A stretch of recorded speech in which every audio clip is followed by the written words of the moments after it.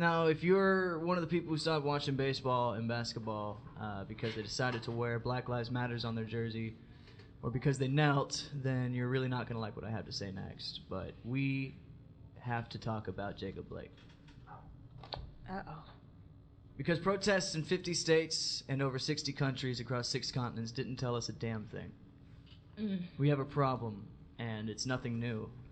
It might gain more attention each day, but police brutality has a long history in this country. Now, I'll be real. I don't know all the details of it. They're still fuzzy. I've done my best to stay updated with it this week, but the more comes out, the more unclear the picture becomes. If you haven't seen the video, you can find it for yourself. I'm not going to go over the whole thing here. That's not what this is for.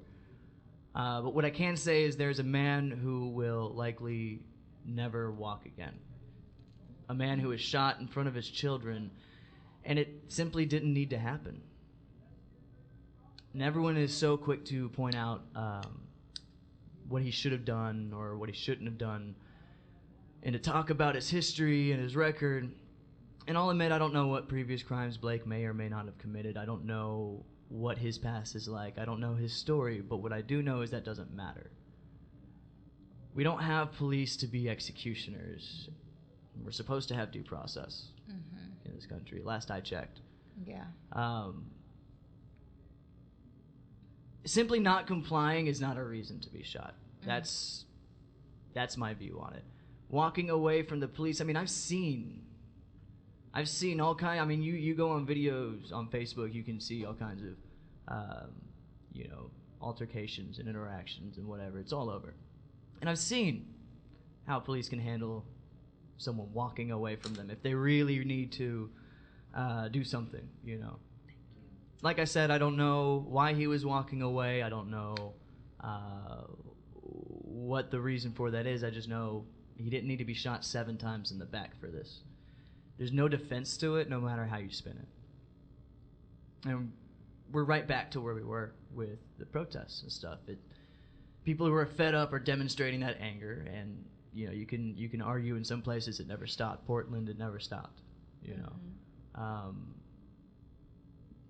Speaking of these protests, 2 people were killed in Kenosha by this 17-year-old kid aspiring to be just like those who abuse their power. And I'm not going to say his name here because I'm not going to help him be famous for that.